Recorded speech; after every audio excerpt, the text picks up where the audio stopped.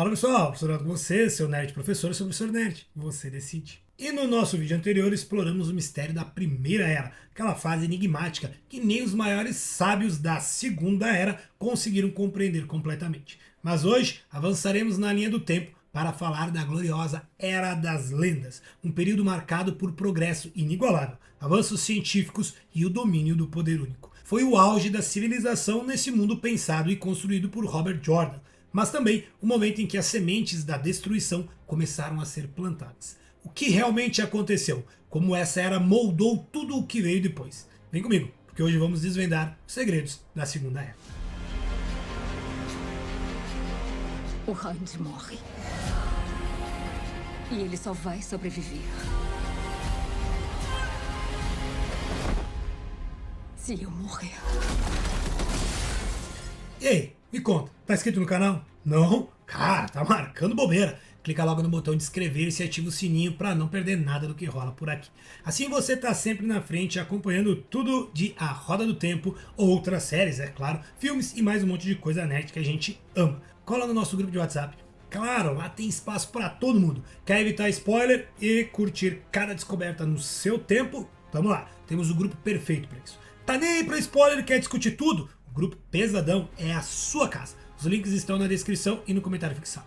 E ó, é de graça, tá? Ah, e não esquece de esmagar o like aqui no vídeo. Isso ajuda demais a espalhar o conteúdo para outros fãs que respiram séries e filmes como a gente. Mas espera aí, se você não viu o vídeo da Primeira Era, é melhor você parar agora, clica no card aqui, assiste o primeiro e depois você volta para esse. Sério, faz isso para pegar toda a lore da história, toda bonitinho, certinho. No vídeo anterior eu falei sobre o momento da criação e a história da Primeira Era. Como eu mencionei lá no final, tudo indica que a descoberta da fonte verdadeira do poder e o aprendizado de como canalizar o poder único foi o que deu o pontapé para a Segunda Era começar. Em uma entrevista, o Robert Jordan contou que os primeiros a descobrir como canalizar o poder único aprenderam aquilo meio que na marra. Foi na base da tentativa e erro, e muito mais erro do que acerto. E isso teve uma taxa de mortalidade bem alta.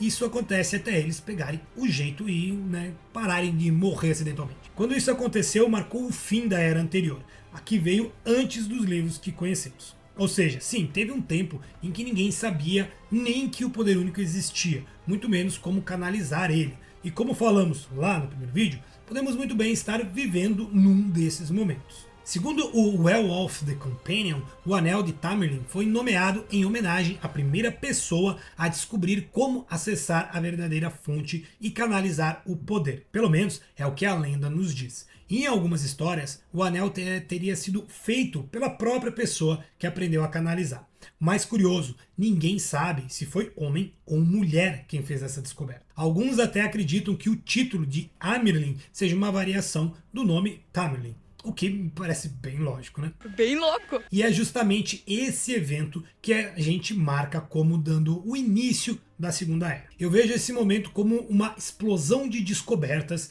que deu início a uma nova fase, cheia de possibilidades. Com a descoberta de como canalizar o poder único, surgem também os Aes Sedai, os primeiros canalizadores organizados, que começam a construir as bases de um novo mundo. Pouco se sabe sobre a maior parte da história da Segunda Era, mas o que é certo é que ela foi um período de grande paz, progresso, iluminação, descobertas e até avanços tecnológicos. No começo, a Segunda Era parecia ser uma verdadeira utopia, cheia de sonhos e ideais. Mais tarde, passou a ser conhecida como a Era das Lendas. Muita coisa foi escrita por Robert Jordan sobre essa época cheia de maravilhas, sobre a sociedade perfeita que existia nesse período. Por exemplo, as pessoas da Era das Lendas falavam uma outra língua, que no período dos livros ficou conhecida apenas como a língua antiga. Naquele tempo, a riqueza material ela não importava.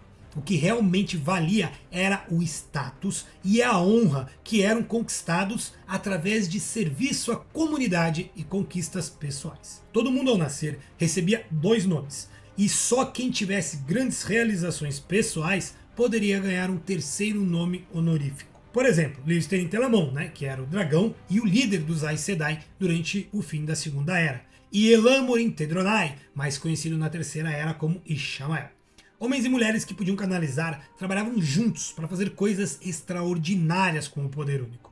Esses canalizadores eram chamados de Aes Sedai, que nessa língua antiga significava servos de todos. Mais incrível é que todos os canalizadores podiam viver centenas de anos, milhares até, e eles usavam suas habilidades de cura para manter os não canalizadores longe das doenças e lesões fatais. É interessante aqui falar que enquanto que na terceira era a cura utiliza muito da pessoa que está sendo curada, da energia dela, da matéria dela principalmente, isso mostra porque depois eles ficam com muito cansaço e muita fome. Na época da Era das Lendas, toda a cura vinha diretamente da fonte verdadeira. Assim, não havia aquela sensação de cansaço que a pessoa enfrenta agora na terceira era, né, ao ser curada. E os não canalizadores também podiam viver muito mais, até 150 ou 200 anos, só por estarem próximos de um Aes Sedai para cuidar de sua saúde. Sem falar que a pobreza fora praticamente extinta. Assim, medicamentos, vacinas, comida, nutrição, tudo funcionava perfeitamente. Os Aes Sedai criaram construções vivas usando o poder único. Havia dois tipos mais famosos e conhecidos, as árvores Chora e os Nin. As árvores Chora eram gigantes e verdes com folhas que emitiam uma sensação de paz e bem-estar para todos que passavam sob suas folhas.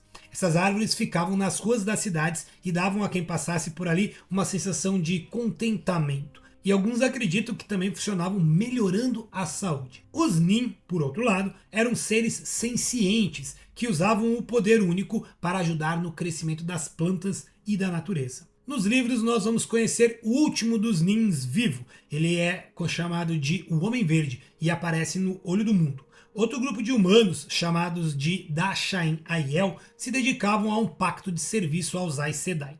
Os Dashain podiam até potencializar ou canalizar, como quando juntavam suas vozes para ajudar no canto das sementes dos Ogier.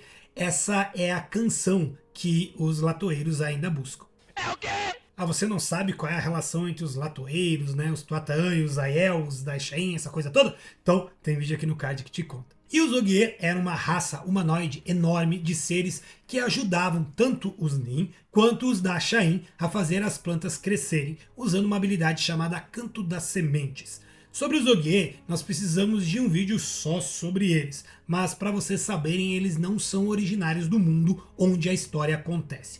Se vocês pedirem aqui nos comentários a história dos Ogier, eu faço esse vídeo para vocês. Esses grupos formavam uma verdadeira equipe, focando o poder único para garantir que as colheitas crescessem de forma perfeita.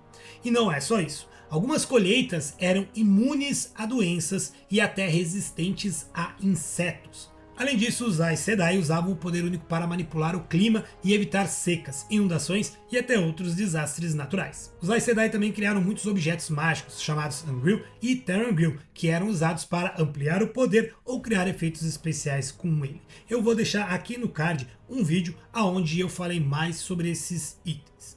E existia até mesmo tecnologia de projeção 3D, e ela estava ali para entretenimento. Até hologramas podiam ser utilizados para conversar com pessoas a longas distâncias.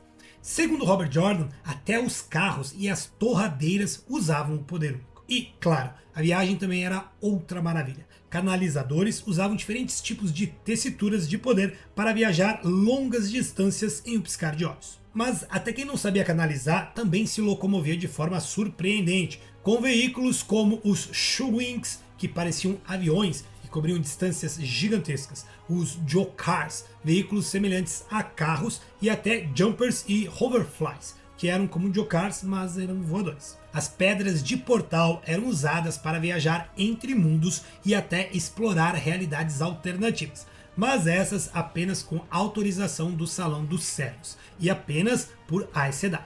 E claro, as cidades da Era das Lendas eram simplesmente incríveis, com uma arquitetura detalhada e avanços tecnológicos que impressionavam, misturando cantaria Ogier, o poder único e muita tecnologia. E mesmo as espadas eram usadas para questões diferentes. As espadas, a luta de espadas, a esgrima era mais esportiva, não utilizada para batalhas. A violência, aliás, era quase inexistente e não havia guerras, ou pelo menos ninguém entendia o conceito de guerra, exceto de uma forma mais vaga que era trazida por historiadores. Agora, o que fez tudo isso funcionar? Boa pergunta. Talvez tenha sido a falta de conhecimento sobre o escuro. As pessoas não sabiam da sua existência e por isso viviam sem a influência do mal. Quando perguntaram a Robert Jordan se a Era das Lendas de fato era uma utopia, como todos acreditavam, ele respondeu que, comparado ao mundo deles, da Terceira Era, seria sim uma utopia. Mas isso não significa que ela era perfeita. Mesmo que surtos de doenças e outros desastres fossem raros, o mal ainda existia. O mal! Não temos aqui um calendário oficial da Segunda Era, nem sabemos exatamente como as pessoas dessa época contavam a passagem do tempo.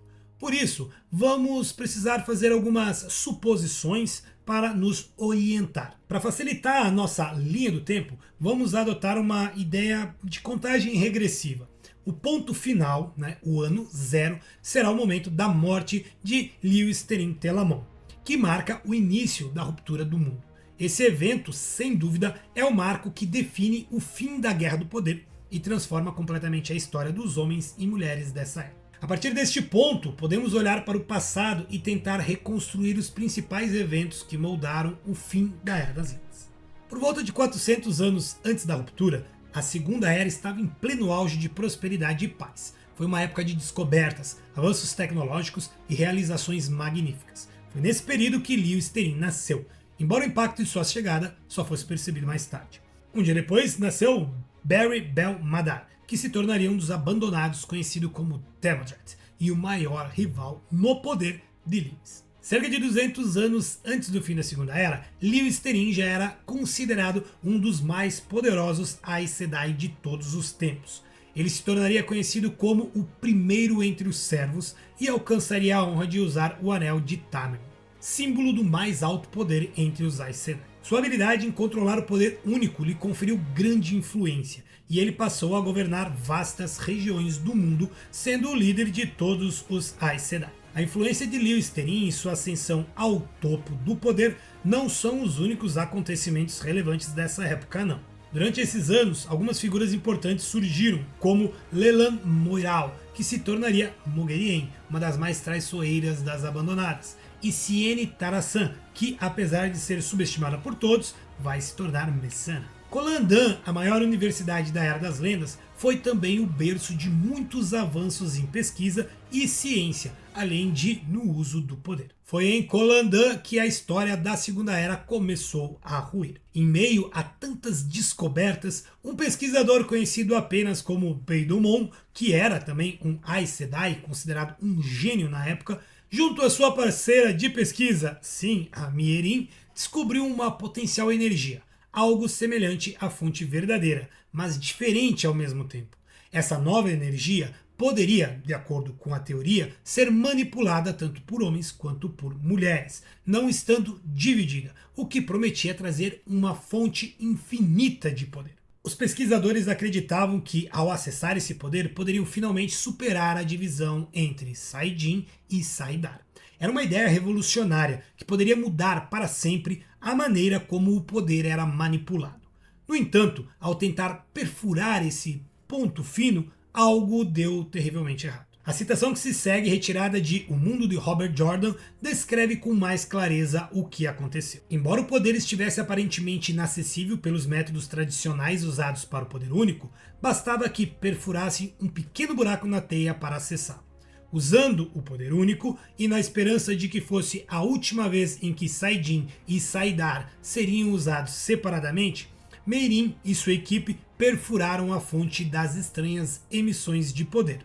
O resultado foi uma catástrofe, a destruição do Charon, o laboratório flutuante, que se despedaçou como um ovo e provocou uma ondulação na teia da realidade. As ondas de choque da violação abalaram o próprio padrão. No entanto, ao invés de terem encontrado uma nova fonte de poder, o que a equipe havia descoberto era o local onde o escuro, o tenebroso, estava aprisionado desde o início dos tempos. As emissões de energia que sentiram com tanta esperança eram, na verdade, as forças sombrias do escuro, presas além do ponto fino que cobria sua prisão.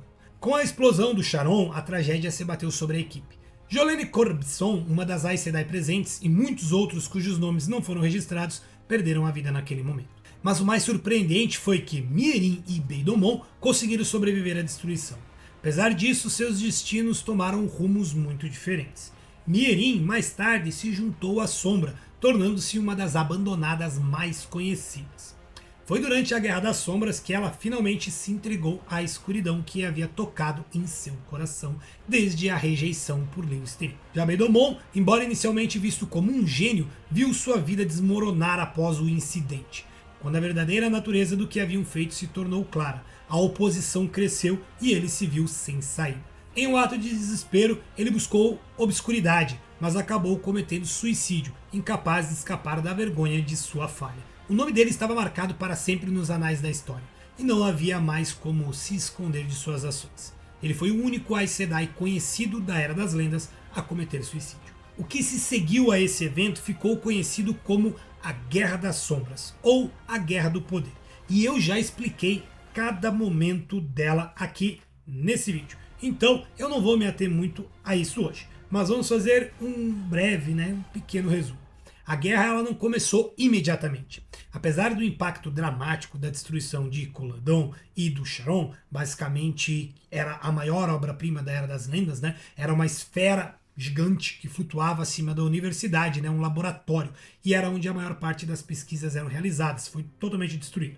Depois disso, o escuro foi se espalhando aos poucos, lentamente. Primeiro, algumas colheitas não renderam, depois algumas pessoas atacando outras, logo sussurros sobre os Aes Sedai, a inveja espalhou seus tentáculos. Um dos momentos mais impactantes foi quando Elamoryn Tedronai abandonou o Salão dos Servos, assumindo o nome de Ishamael. Eu também já falei dele e expliquei por que ele fez isso, tá? No card. Dali em diante, vários outros foram se juntar a ele, e os mais poderosos receberam o nome de Os Abandonados. E também no card aqui tem um vídeo tudo sobre eles.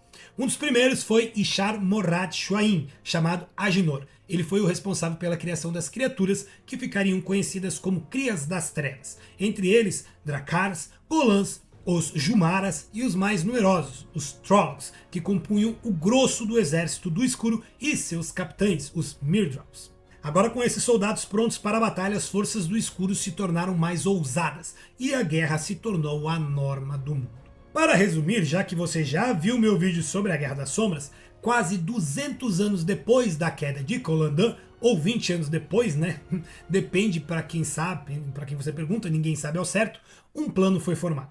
Lewis Terin queria atacar diretamente o Tenebroso através do buraco na prisão, usando os Shodan Khals, os dois maiores Terangrius já criados. Um deles usaria o poder de saidin, enquanto o outro usaria o poder de saidar, criando a mais poderosa de todas as tessituras já vistas. Mas Latra Posai Dekume, a Aes Sedai feminina, que era uma das líderes das Aes Sedai, era contra esse plano. Para ela, os artefatos deveriam servir para recriar a prisão. A discussão levou ao caos. Latra conseguiu que todas as Aes Sedai mulheres se recusassem a executar o plano, e Lewis decidiu seguir em frente. Parece aquela quando o marido tem uma ideia idiota e a mulher diz que não é para fazer e ele vai lá e faz, normalmente dá merda, Foi o que aconteceu. Lewis decidiu seguir em frente com seus maiores apoiadores, um grupo de Aes Sedai masculinos chamados de os 100 Companheiros. Eles então atacaram o buraco diretamente, o que deu ao Tenebroso acesso direto a saidin.